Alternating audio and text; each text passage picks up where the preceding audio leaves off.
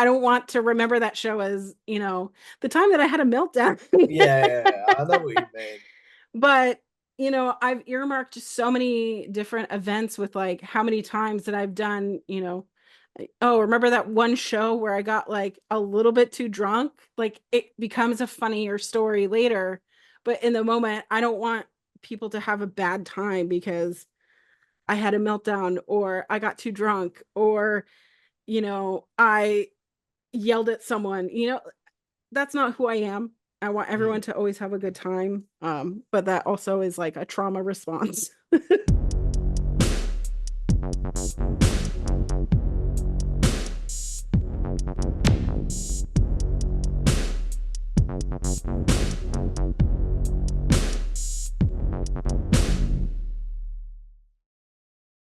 What's going on, guys? It is your boy, Tom Flourish, and stand back with another interview. This time, I'm joined by the one and only Collins from Wrestling Makes Me Cry on Fightful Overbooked and I forgot, on a ramble on our local establishment. So, welcome to the show. Why did my brain just go blank? I'm not gonna lie, but welcome to the show.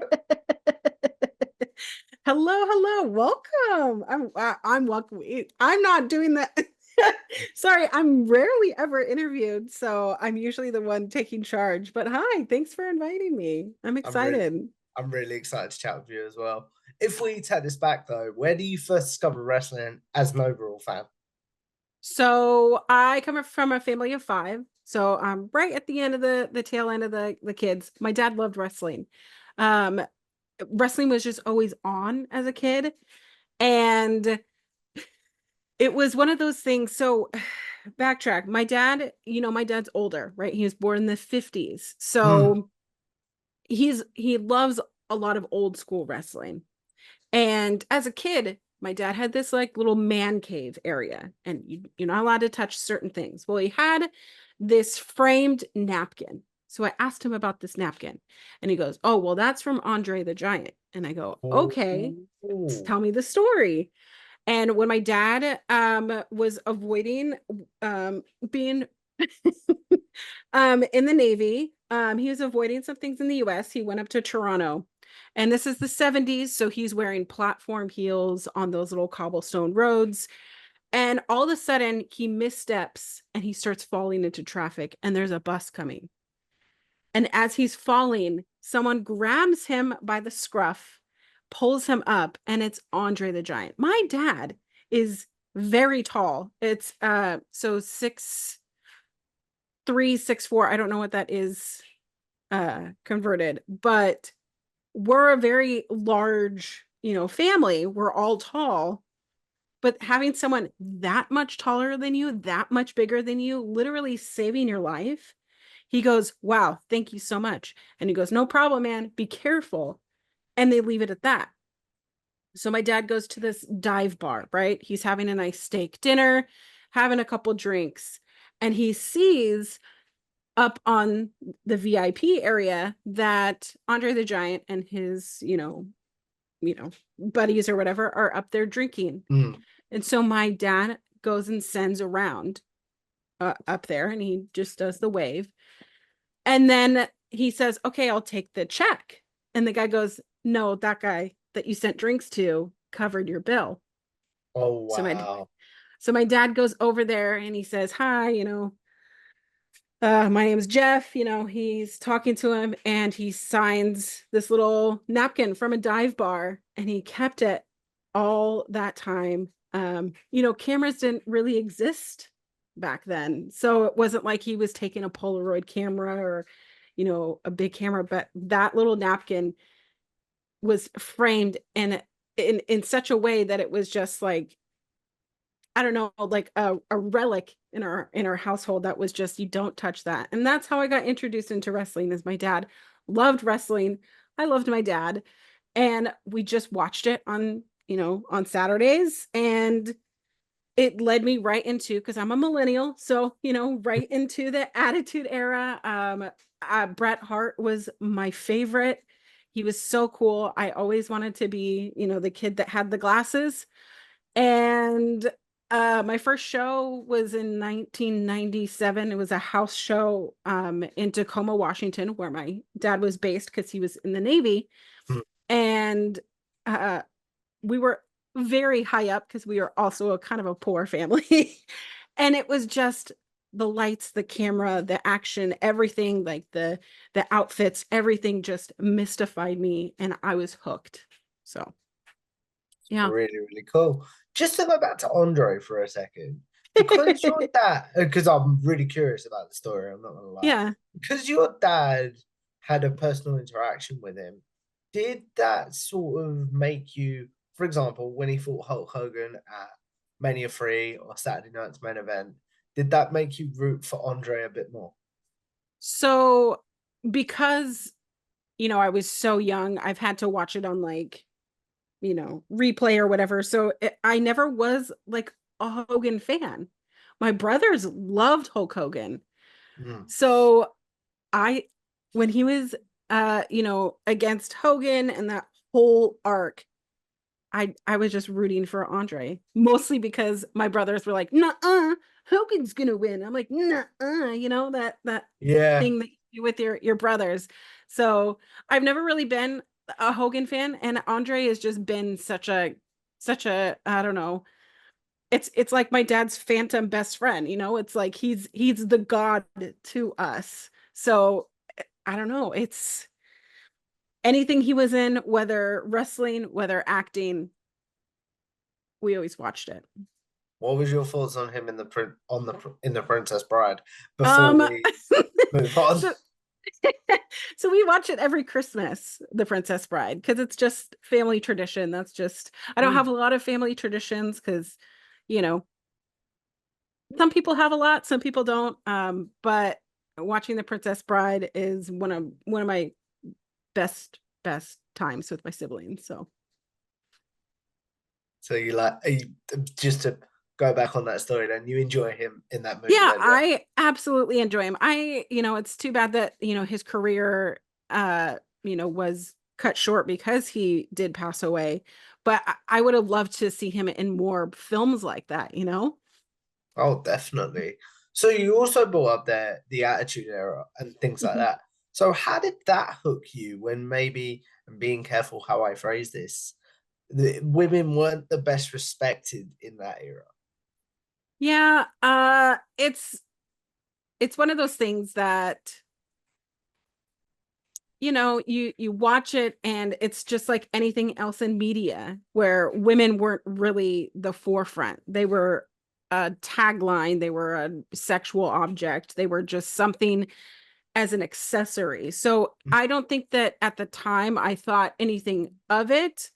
I mean, I did see China and I go, "Oh, she's big, I'm big." I mean, I was taller than everyone else, when I was in my 5th year of school. Mm. So in my brain, I'm thinking I am seeing a bigger person, a bigger woman on television that is different than these dainty, you know, other wrestlers who are, you know, just known for their appearance. So I it's hard because yes, going back, like that is a huge smear, a huge stain that can't be avoided when going back and visiting the Attitude Era. And I'm not one of those people that like glorifies the Attitude Era as the best Mm. era ever. I think it has a lot of flaws, and that is one of them. And it is really difficult to go back and watch some of these pay-per-views or some of these Raw episodes, and I'm like, oh, they're doing another segment. I feel very uncomfortable. Mm. I understand what you're saying completely there. So what Yeah. was it then in the Attitude Era that you were like, yeah, I don't like this, what we just talked about, but I do like this?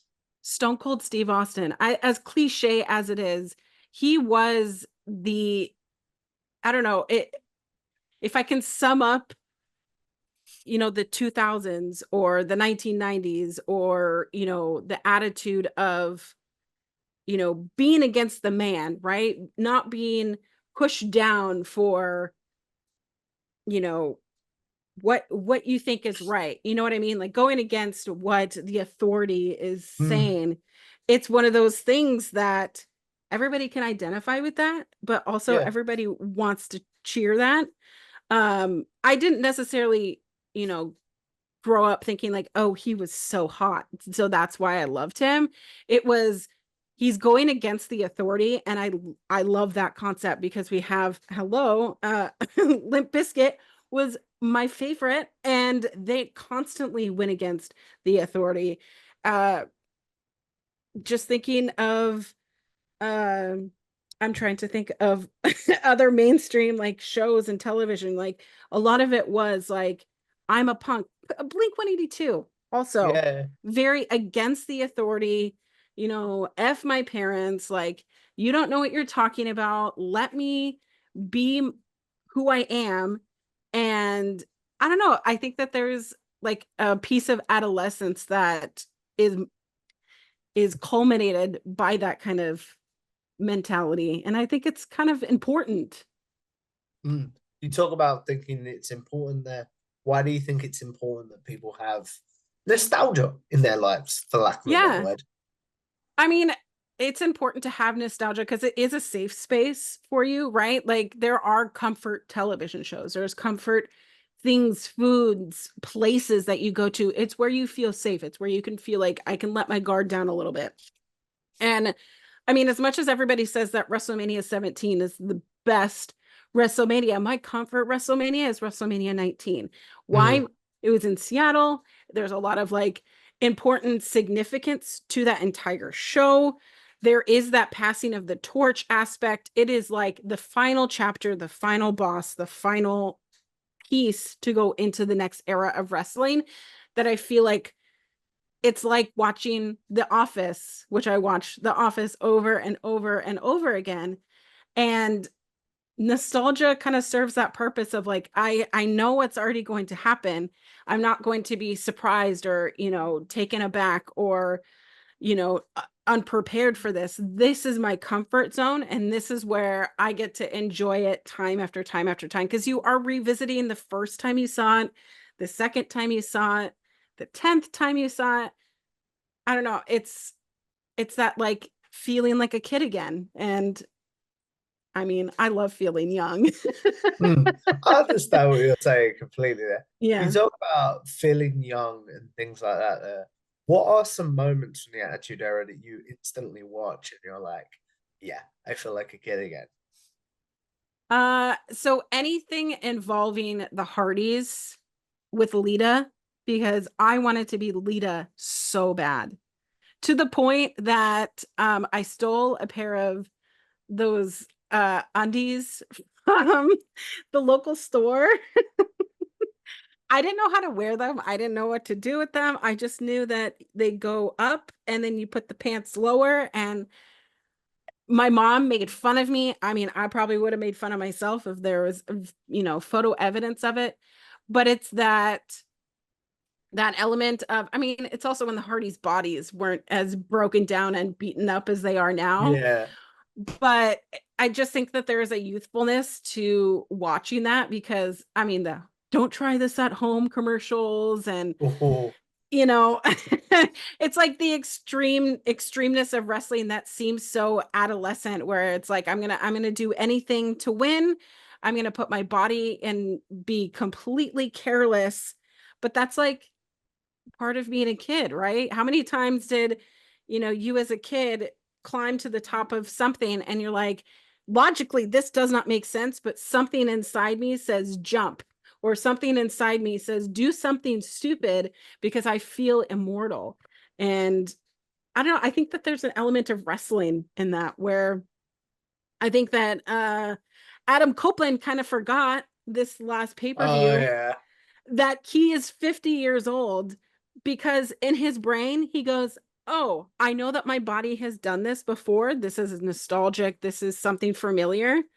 And I don't know about you, but have you ever tried to do a cartwheel in your older age? Where I used to be able to do them all Mm. the time, and I don't think I know how to do a cartwheel as an adult. So it's that youthfulness. It's that, I'm going to put my body on the line because nothing else matters. There's no repercussions. There's no consequences because as we get older, we know if you sneeze wrong or if you go out drinking with your mates for a little bit too many times, you feel it the next day, 100%. You brought up Adam Copeland and his injury there, which is modern day wrestling, which is a Mhm. nice segue, my friend, to go into where is your current fandom as we record this in June of 2024? Just because I'm not quite sure when this Like, will air. so what I watch week after week, I mean, um, I'm obviously watching Ring of Honor, which is very difficult to watch Ring of Honor. Uh, but I mostly watch all AEW products. Mm, Um, whether it's Dynamite, Collision, I try to watch Rampage, but I also love SmackDown a little bit more than I watch Raw. I try to catch TNA, if I have time to watch it on replay. mm, It's on my DVR every week. But I don't miss a Dynamite because I do watch it with my husband. I don't miss a SmackDown because I feel like if I miss a SmackDown, then I don't know what's going on with the wrestlers that I love in WWE. Um, so I don't know. I try to watch a little bit of everything so I know what's going on, but I'm so into AEW because it's the kind of wrestling that I enjoy watching. mm. I understand what you're saying completely there, because Hmm. to peel the curtain back, tribalists, please leave me Yeah. alone. But I'm exactly the same as you. Like Hmm. AEW is what appeals to me.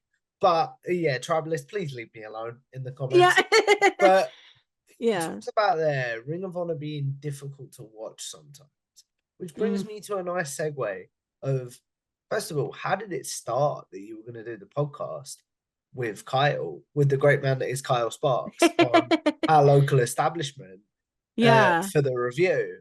And how do you keep yourself motivated if you find Ring of Honor difficult to watch at times?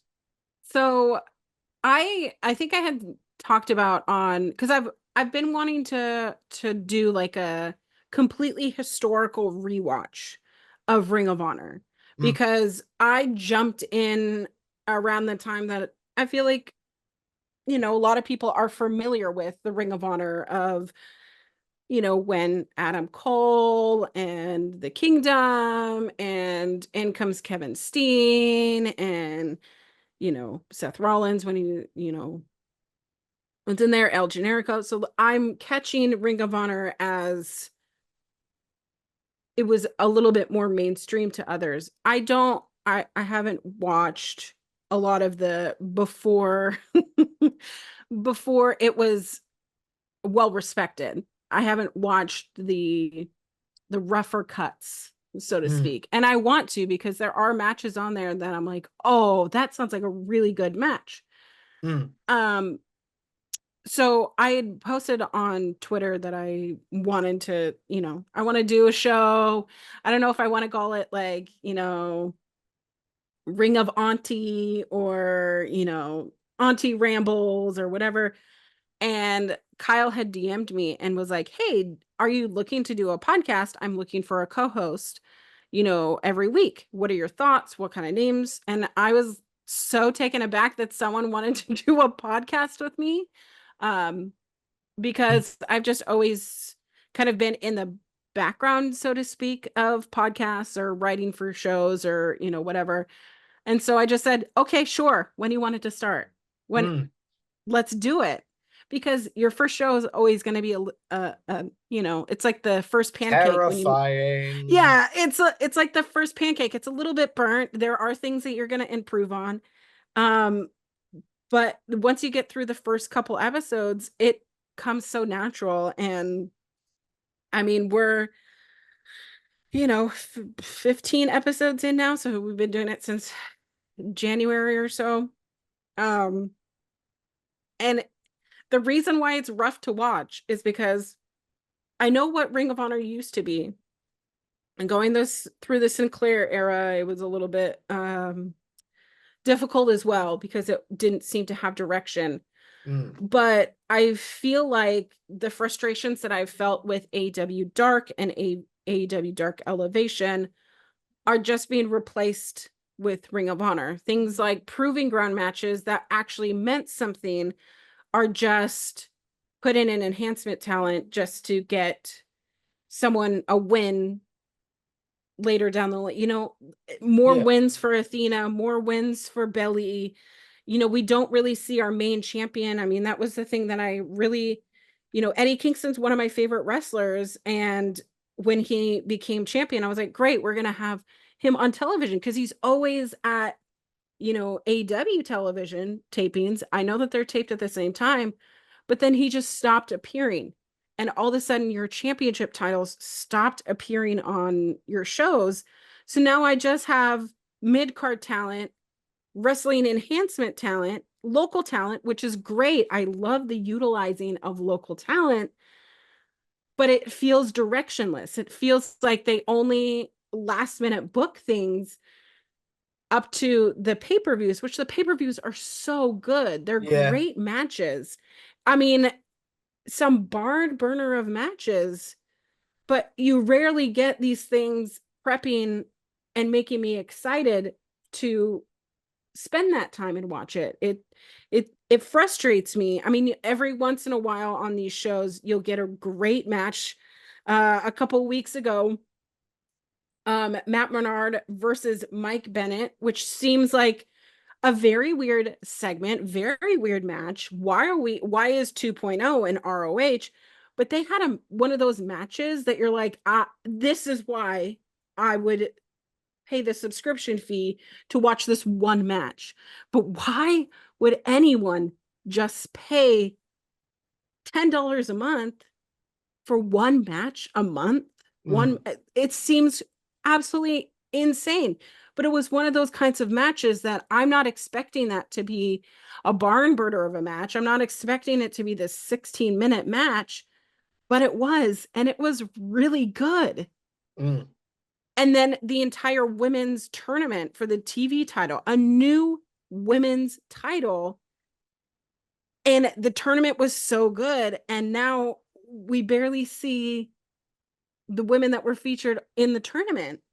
I thought that that's where we were leading. I thought that that's what we were building up to. And it feels like such an afterthought. Mm. But Understand what you're saying there. mhm, So is it just sort of like to peel it back to sometimes finding Ring of Honor difficult to watch, which makes it difficult to podcast about? Is it mhm. just sort of it's not the Ring of Honor that you not enjoy, that's the wrong word, but you know what I mean, right? Well, yeah, it's the thing that the potential this promotion That's the could word I have. was looking for. The reason why Ring of Honor, I mean, before AEW, Ring of Honor was like the place for all the people that are in AEW, right? So we know the potential that it could have and serve. The pure title is one of my favorite titles of all of wrestling. I love a good stipulation. I love additional rules. I love the clearly drawn, this is the baby face, this is the heel. How is the heel going to try to cheat with those specific rules, the specific rope breaks that you can only take during the match, and up to then no more? How is that going to play into the storyline and into the individual characters? That pure title has been completely vacant from television Mm. because Wheeler Yuta has been gone.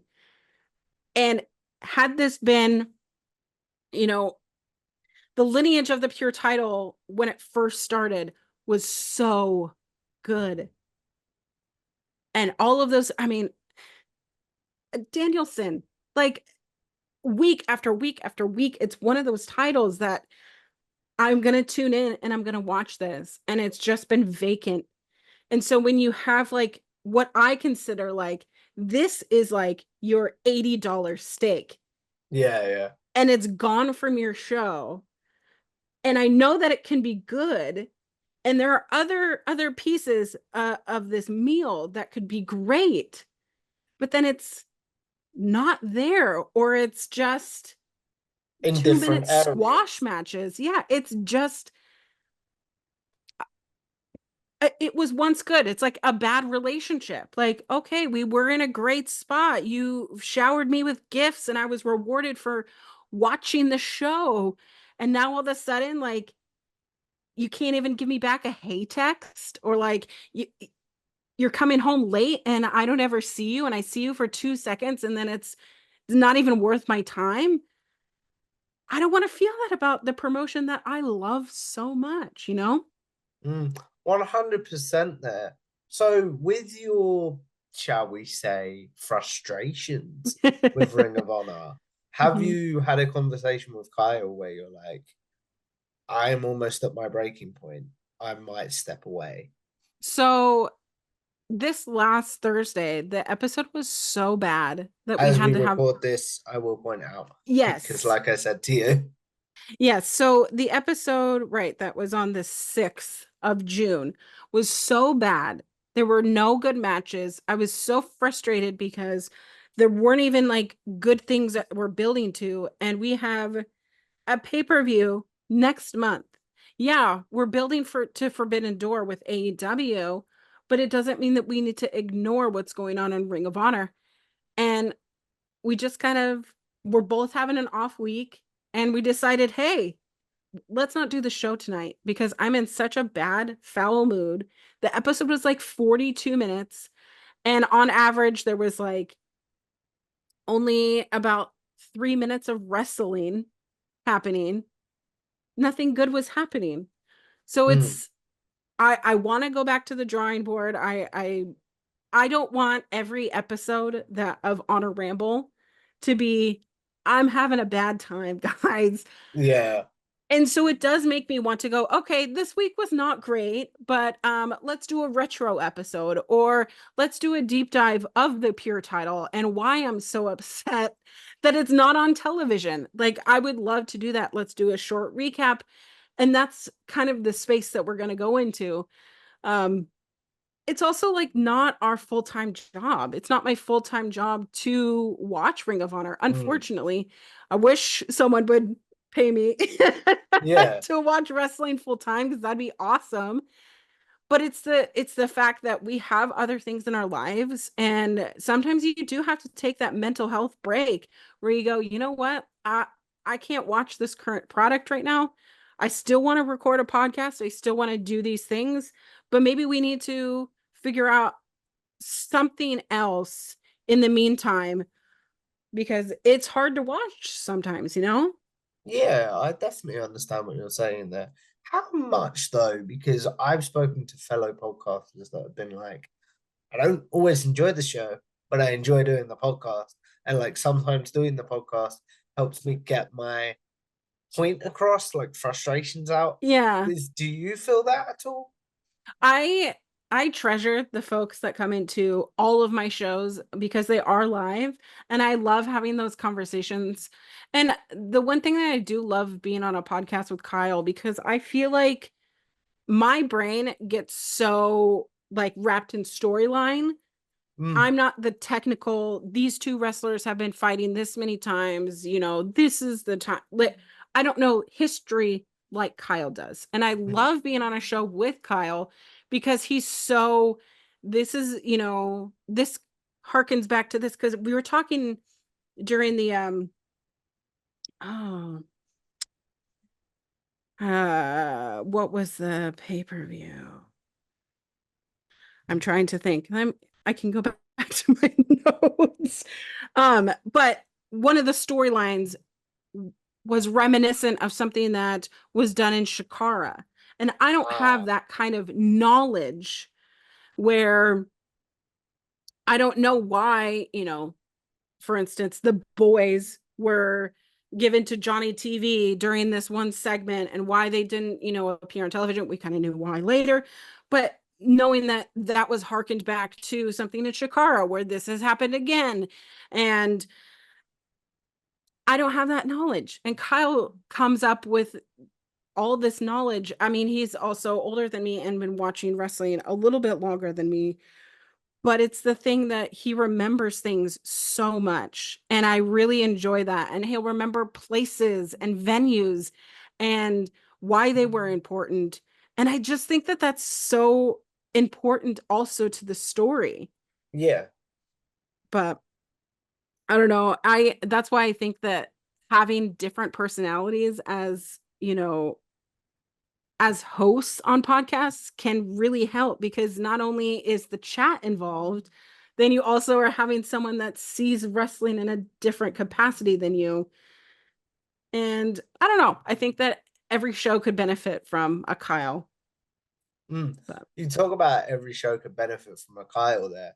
What about Kylie? Why do you love podcasting with her before we get into how did that come about? I mean, I'm just obsessed with Kiley. I've absolutely loved Kylie's take on everything wrestling, even though we do not see eye to eye with Chris Jericho right now, because I think what Chris Jericho right now is doing so funny. And I'm going to get so much hate because people don't like the learning tree. They don't No, I like love it. what he's doing. I think it's so funny. And I think it's the fact that He Chris knows Jericho, what he's yeah, doing. I just love that Chris Jericho went, okay, this thing is not working. I'm going to lean into this thing. I'm going to trademark the Jericho Vortex. Like, the fact that he is so on the money with like what people are, it just shows like the veteran that he is. And I find what he's doing is hilarious. Anyways, but I just love that Kiley has such a perspective of like a fan of wrestling, and the way that she talks about it. I truly see the Mm, passion that she has for wrestling, but also I joke that she's a hater because she tells me exactly what she likes and what she does not like. mm. um and I think that like that makes a great wrestling fan, like someone who is very like in tune with what they do and don't like on wrestling. And I was invited on a previous podcast that she had um with Haley Yeah, and the Tag Talk podcast. And it's one of those things that I was so honored to be invited on a podcast. But we just vibed so well that it's like we both are clear fans, that we love when wrestling is good and we like to see the good in wrestling. We also like to say, hey, I don't like this thing in yeah, wrestling. Let's talk about it. And the thing that I get so obsessed with Kiley is that I'm a Young Bucks fan, but I've always been like a closeted Young Bucks fan, where she has always been like out out there. Yeah, out. I am a Young Bucks fan. Put it over here. I'm an Elite fan. Hangman, Kenny Omega, Kota Ibushi. These are all the things that I love. And I love that about her, because I've been so scared of being a Young Bucks fan so many times. yeah. Um, but I loved her unapologetic love and adoration for wrestling, as well as her very valid criticism of it. So That's really, really cool. So, how did it feel then? Because I don't know if you knew it. You probably know this because you worked with both of them. But how did it feel to work with both of them, knowing that they were each other's previous co-hosts on a Ring of Honor show? that's the thing, I didn't know that. I didn't know that until afterwards. And Kylie was like, oh, you're working with Kyle. I used to have a show. And I'm like, oh. And then Kyle was also like, oh, I love that you're doing a show with Kylie. And I'm like, wow, I feel like Mariah May right now. I'm just, okay, I'm in between. No, it's really cool.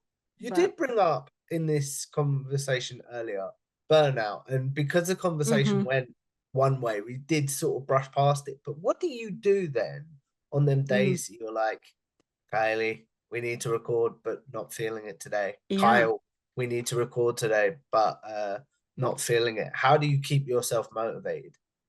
But that's the thing, having co-hosts that understand the human aspect of podcasting, you cannot at all not take breaks, right? There has to be some part of you that takes a break. And sometimes there have been a couple instances where one of us would be like, hey, I'm in a really bad mood. I'm having a not so great mental health day. I'm not excited about the wrestling product. I, you know, there's been a week where I didn't watch the shows at all because I fell asleep. Yeah, I can't. I'm just tired and life is hitting me hard. And we understand. And I think that the the key to having a long podcast and having a good history behind yourself is to remember that people are human and we're never expecting people to just be cogs in the machine to mm. pump out content because as much as I would love to do that, um, that would eventually wear me down to the point where I have a breaking point. And in order to maintain a healthy mental health, a healthy brain, a healthy show, you have to take breaks and be honest about it. And I talk to them constantly throughout the week. I'll send them texts. I don't know. I'm always trying to make sure, hey, are you drinking water? Are you doing okay? Did you like this show? Like, are you like, how's your week? Because it is more than just the, putting out the, that's the aspect of it of, I want to do this for a long time, not a short time. And in order to do that, you got to stop, take breaks, check in with yourself. What are you feeling? Uh, I my so sometimes I have like high blood pressure moments. Yeah.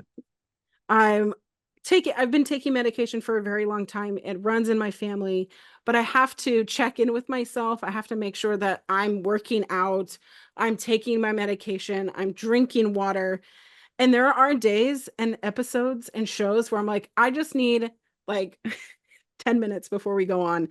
I'm jumping on this thing late. I have to be human because if not, then I'm putting myself in danger. I'm putting my co-host in danger. I don't want to be on a podcast and have like a nervous breakdown because as as great as the views would be on that, I don't want that to be part of my legacy, All the memories and stuff like that. Yeah, I don't want to remember because I feel like everybody's had a meltdown. Everybody's had a moment where they've had to stop and go, "Oh, I'm not well." I mean recently we went to the Dynamite episode that was in Everett, Washington, and the traffic was bad. I wasn't feeling very good. I suddenly got overstimulated. I made a sign and the security at the door took my sign and like when I get embarrassed, I No. felt so embarrassed. And all of a sudden, I was hyper aware of every single noise that was in that building, every person that was going around. I was feeling the blood boil in my brain. And my husband goes to move me, and I was like, why are you pushing me? Stop it, stop it, stop it. I'm in danger. Why am I feeling this way? And I'm crying. And I'm like, what is going on? I'm an adult and I'm having like an episode. So I said, you know what, excuse me, I'm gonna go to the bathroom. Went to the bathroom for like 15 minutes, calmed down. I have a watch that will do my blood pressure. Waited till my blood pressure came down. I apologized to my company that I was with and I was like, sorry that I had a meltdown. Didn't mean to. Got overstimulated. It happens. We're going to enjoy the show. And moments of humanity, moments that, you know, I don't want to remember that show as, the time that I had a meltdown. Yeah, I know what you mean. But, I've earmarked so many different events with like how many times that I've done, oh, remember that one show where I got like a little bit too drunk? Like it becomes a funnier story later. But in the moment, I don't want people to have a bad time because I had a meltdown or I got too drunk or, I yelled at someone. That's not who I am. I want everyone Mm. to always have a good time. But that also is like a trauma response. No, I understand because Yeah. I've been there as well. So Hmm. you talk about mental health and things Hmm. like that. So when your co-hosts are having bad mental health stuff, is that where the auntie side comes from, of being like the person that checks in on them and things like that? Is that where that name comes from? Uh, I want to say yes. But the auntie side, the auntie name and moniker actually came because um I worked for a promotion here in Seattle called 321, and I wanted my gimmick to be the auntie, right? I wanted to be the auntie that got a little bit too drunk, that would, squish your face and go, "Oh, I'm so glad you're here," and kind of be that character. And then it just kind of morphed into becoming, Auntie Collins to my friends and checking in with them and making sure that they're doing okay. And it really is the wrestling version of yourself turned up to 1,000. That, oh, I guess I am nurturing like this. That is Yeah. a part of me. And it's just bled into who I am and who I want to be online. I want to be a safe space for people, and I want to be a person that admits that I'm not okay sometimes. I want people to feel comfortable with being a mess because their Mm. auntie says it's okay to be a mess and be a human. Mm. I understand what you're saying completely there. So you talked about working for a promotion in Seattle there. Was that as what was that for? Was that like as a wrestler? Was that as an interviewer or So I was doing commentary. They needed someone to do commentary occasionally, and they had a all women's show, so only women's wrestlers were on the show. And I came in and did a guest spot, and then they asked me back, and then asked me back, and I every time I went there, I thought, okay, I'm getting fired this time. Like, I just yeah. thought I was not good enough. Everyone had been working there for years. I had been coming to these shows since I moved back to the Seattle area for, what, that was 2018. So I was doing that for two and a half years that I was coming to these shows. I kind of became a fan, and then I started working for the shows. Was interested in training to be a wrestler or a manager. Went to a couple practices, and I was like, oh, I Not for cannot you. do this. F this.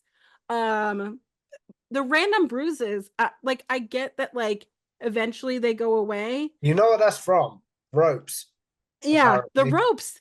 I know. And I would get them, and I'm like, what is wrong with me? I want to do this. I'm a sicko. I want to hurt myself.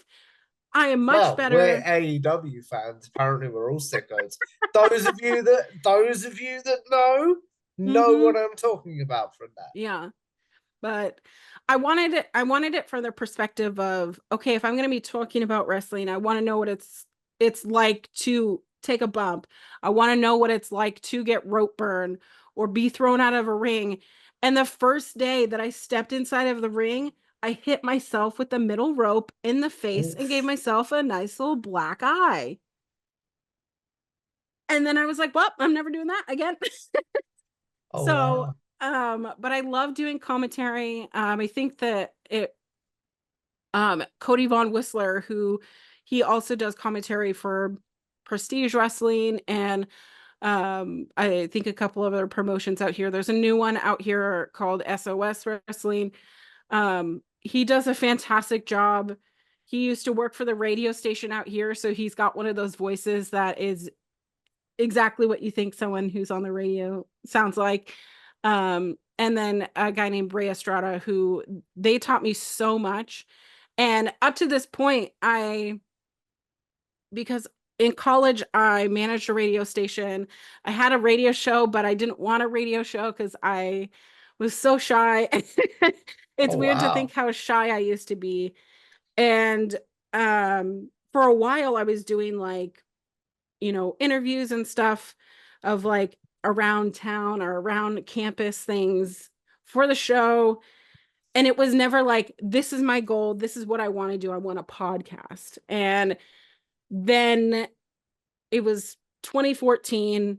All I wanted to do was do some sort of talking podcast, some sort of mental health podcast. I started podcasting about mental health. Then I started talking about wrestling on a podcast called Collins on the Rocks, where I got a little bit toasted. I I do thought that's where that yeah. was going. got a little bit toasted and I just started talking about current events, which is really fun. But also, if you plan on getting drunk once a week, don't be on the verge of turning 30 because you Hangover feel it. Central, as we were talking Yeah, about earlier. you get a little bit, you gotta prep for it. And then when I tell my friends, oh, I can't come out the next day because I got drunk the night before by myself on my own podcast, you know, but Collins on the Rocks, I would love to bring that podcast back because I love having conversations with people where there's no inhibitions, right? There's nothing holding you back. There's no mask up. Mm, And like this. I This is why I like my show. yeah, I love conversations with people because it's pieces of people's brains that I'm not in. And I want to know what people are thinking. Um But yeah, podcasting, an independent podcast turned college radio podcast turned my self-produced podcast where I learned how to, and this was also before Spotify and, Oh wow. other other avenues where it's like, oh, it's easy to upload a podcast. Way before the pandemic where everybody suddenly had a podcast. Yeah. And it's so funny to me because I had to learn about bandwidth and I had to learn about coding and I had to learn how to host a website that had enough bandwidth so that when people are listening to your show, you get to your 10th listener and they're like, I can't listen anymore. It says, there's no show. That happened a couple times. Oh wow. And so we've come so far in the last 12 years that it just feels so natural to listen to my voice, edit my voice, which you don't think that you sound the way that you do, or the cadence of your words. And Mm, you learn to stop saying and like after you've edited yourself for a yeah. while. Yep. Um, but it just becomes kind of part of your DNA. Yeah. So you talk about podcasting being part of your DNA there. I'm Mhm. really curious to know. You talk about, like we said, being part of your DNA. If you stepped away from podcasting, would you view it as a success for one? And what would you want your legacy as a podcaster to be? If I stepped away right now, I would definitely think that what I've done so far is a success because I've taken something that I didn't know anything about and now I'm learning so much more. I mean, there's so much more that I haven't Yeah. haven't gone into. So I would still think it's a success, but also a loss of a potential because I still need to go into video production. I still have to figure out other social media, and TikTok is the scariest one for me. Oh yeah. I'm the same. But like I want to learn and I don't ever want to be like, well, that's it. That's it. I've learned everything. There's always more for me to learn. And I've recently reached out to someone that I respect greatly because I just want to get better at what I'm doing and I want to leave this place better than when I found it. I always want it to be more inclusive than it is. I mean, I'm not gonna I'm not gonna sit here and be like, well, I'm the best voice, the best whatever. I always just want to be people's safest space, but also someone who encourages them to do it Mm. but better. You know what I mean? Like Yeah, I don't yeah, I want someone to experience the podcasts that I put out or host or facilitate or what have you, and I want them to go, I want to do that, but I want to do it differently, or this is how I'm creatively thinking about it, and just letting that go. And you know I want to learn and I want to do better as a person because I've spent so much of my life sitting there going, I wish that I wish that I was talented. I wish that I was thinner. I wish that I was blonde. I wish that, people liked me more. It's all the things that you doubt in yourself. And yeah. Mm. I, too much of my life has been wasted on being somebody else. And I'm really enjoying being the person that I am now. And I really want others to be inspired to also be themselves. If they see me being who I am, that they are inspired to be themselves. And that's all I have ever wanted. Um, and I also want people to, you know, kind of see someone that is different and maybe has a different point of view that makes them want to learn more about things, you know? I think that's a little bit ambiguous to think, but I just want to leave this place better than when I found it. I don't want to be like a negative podcaster. I don't want to be one of those, you know, Shock jocks. divisive yeah, you know, there's enough Yeah. of those in, you know, in this space, especially in wrestling, where they're just screaming on the shows and they create a very volatile fan base that all they do is spew Mm. garbage. And I don't want to spew garbage. I don't want people to tune into my podcast just to, you know, Hate just to, watch, I believe is the term. yeah. I don't want to be negative. So, yeah. I understand what you're saying there. And to be honest, my friend, I think that's a beautiful way to start wrapping this up. But before we do, Collins, we're going to do a segment that is a staple on this channel called Generic Wrestling Questions. Those of you that have seen my interviews before will know that's where I'll ask Collins her favourite match, favourite overall pay per view card, such as Double or Nothing 2019, favourite wrestler's entrance team, favourite tag team, and favourite wrestler. So, what's your favourite match of all time? Oh, favorite match of all time. Um, I would say,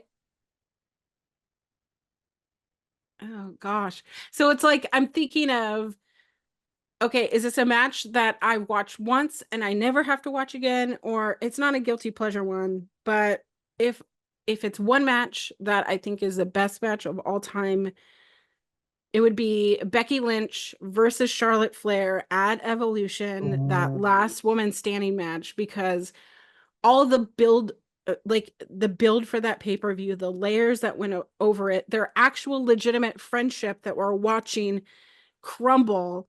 Mm, It is such a perfect match. And the way that Charlotte was underneath all of the desk chairs and all the things the tables, and the yeah. table and everything, it's just, this is what it takes to put my best friend, the person that I know the ins and outs of, this is what it's going to take to keep them on their, you know, keep them off their feet, so to speak, and have Becky be launched right into, you know, Becky Mania or whatever came after. I don't know what people call that, but that Becky rise two to, belts, I know, yes, but Becky yeah, two belts. Yes. So yeah, that's what I think is the best match ever. So that's really, really cool. What about your favorite pay-per-view card? pay-per-view card. I've already mentioned it, but WrestleMania 19. A lot of people will say that WrestleMania 17 is the best. And I do agree that WrestleMania 17 was great. However, there's something about the entire card of WrestleMania 19 that, sorry, I'm bringing it up for myself, because it starts, you know, with Matt Hardy versus Rey Mysterio, Mm, which that is the cruiserweight division. That's really I don't know, something that was important at the time for me. You did have an Undertaker handicap match, which, you know, it is what it is, but it was Biker Taker, right? as a match, it's still good though. This match is still good. Trish versus Victoria, where Trish gets the title, is such a good match, even though it is during that age of, you know, women's wrestling. Yeah, uh, Team Angle versus basically Eddie, Chavo, you know, the Guerreros, and Chris Benoit. It definitely was. Kurt Angle has always been a wrestler that I would say is the greatest of all time. And you know, you go into, there's the Shawn Michaels and Chris Jericho match that goes right after that, which is such a classic and has been mm, echoed in wrestling, that psychology. I mean, the main event is Brock Lesnar versus Kurt Angle. So And you have The Rock and Stone Cold, which we know the things leading up to that and the things leading after that. It is a perfect card to me. It is perfect in the venue because I've been there before. I've But was there. it is such a perfect show. Oh my goodness, dogs. Sorry, my That's fine. lovely little Oh, girl. Hi, baby girl. Hi. oh. Um, but it really is a perfect card. And it was a perfect way to dot your T's and cross your I's off on the Attitude Era as it led right into uh I don't know, what is it? What is the next era? I always forget the era's names, but Technically PG, but that wasn't for a few years later. yeah, Technically, it technically a different kind of wrestling. So yeah, that's what I would think would be the best card that's really, on a really show. cool. What about your favorite entrance theme of all time? Metalingus. Oh wow, I thought So so. I think any iteration of Edge's themes, whether when he first started with the Brood and then into, You Think You Know Me with Edge and Christian and then into Metalingus, I just think it's just evolved into perfection. It Mhm. is last year it was my most played song on Spotify, and Spotify only they're wrapped, right? It goes from January to the end of November. Um, and I have to remember that Adam Copeland arrived in AEW. He arrived in AEW October 1st. So I spent 2 months listening to one song that's 20, 25 years old Yeah. so much that I played it more than any other song last year. I had it on every playlist because it is so good. It is such a Oh, good theme. definitely. And in WWE, when Edge was champion, the fireworks, the smoke, the entire presentation of him coming out, it's so perfect. And I don't know. I think it's the best. That's very, very cool. What about your favorite tag team? My favorite tag team of all time. Okay. I mean, I feel like an easy one is the Hardys, but it's because my youngest brother and I used to pretend that we were Jeff and Matt, and I could do a swanton dive. And there was actually one time I jumped off the side of the sofa and launched him Oh off no. the other side. So yeah, it's definitely the Hardys. That's really, really cool. And then finally, Collins, the biggest generic question in my opinion. Who is your favorite overall wrestler? Of all time, Kurt Angle. There is no one that I've been mystified more. I mean, he won a gold medal with a broken freaking neck. And just the way that Kurt Angle has worn his body to having to retire. I mean, this man put his entire body into wrestling, and you could see that even with some of the matches that I don't think are very good, so to speak. They wouldn't be my top 10 Kurt Angle match, but Mm. I don't think that he had a bad match with any of the top stars. Like even even Triple H. I just I just think that everything that Kurt Angle has done, and even when he was in TNA doing things that are illegal, and now knowing how many substances he had Yeah. to use to just maintain that top tier status, but it's still so good to watch. And I don't know. I really wish that he didn't retire the way that he did. I think that maybe he should have retired the year before in that tag team with Ronda Rousey, but right, that's the year before, I think. Yeah. Yeah, Yeah. yeah, it is. Yeah, yeah. Sorry. Time, space, I don't know what it is. Who should Um have retired Angle in your opinion? Chad Gable. Chad Gable. Mm, I can see why you're saying that.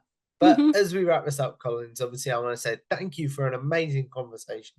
But the question I end this show on is I believe as YouTubers, podcasters, even just people with social media, we're all sort of gonna live forever in a very strange way, if you think about the world. So what is one piece of content you're like, I'd like to be remembered for that? Then what is one that you're like, yuck, please forget about that? Forget about for me or wrestling? For you. For me, what I would like people to forget about me? Nothing. There's nothing that I want you to forget about. I want you to remember all of my high points just as much as you remember all my low points, because I learn from my low points. There have been a lot of missteps that I've made, a lot of, you know, being this fan and they got called out on this, or, thinking that I was talking about this and then all of a sudden I have to apologize to someone. There is nothing in wrestling, there's nothing in my life where I've said I wish I didn't do that, because it's only made me better. Because I think that I personally, I can't speak for everyone else, but I personally learn from my failures just as much as I learn from my successes. And in order to get to those successes, I have to fail. And I have to give myself grace every time I go, oh, I should have said that. Or I'm up at 2 a.m. going, oh, that's why that person blocked me or isn't friends with me. But I have to remember, okay, for next time, now I know. So there's nothing. You can remember all of my bad things just as much as you remember all my good things. So Is there a good thing you really want to be remembered for, though? I want to be remembered for always being your auntie, always being the person that you can come to when you can't go to your parents, you know?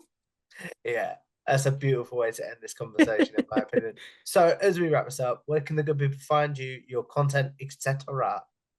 You can find me on most all social media, Instagram, Twitter, what else is there? TikTok, the threads, the blue sky, all of it. It's _ queer auntie. I am over on Twitch of just queer auntie because they don't allow underscores, which I think is really rude. On Thursdays, you can find me over at our local establishment podcast for Honor Ramble. We talk about Ring of Honor and, our frustrations. And then every Sunday morning, you can find me over on Fightful Overbooked with Kiley. And we talk about the things that made us cry in wrestling. That's really, really cool and well worth doing. Not only one of the hardest working people in this space, but one of the nicest as well. So if you guys like this, make sure you like, share, and subscribe to Tom Talk Flourish on YouTube. Follow me on Twitter or X at Tom Talk Flourish, and I will see you in the next one. Goodbye now.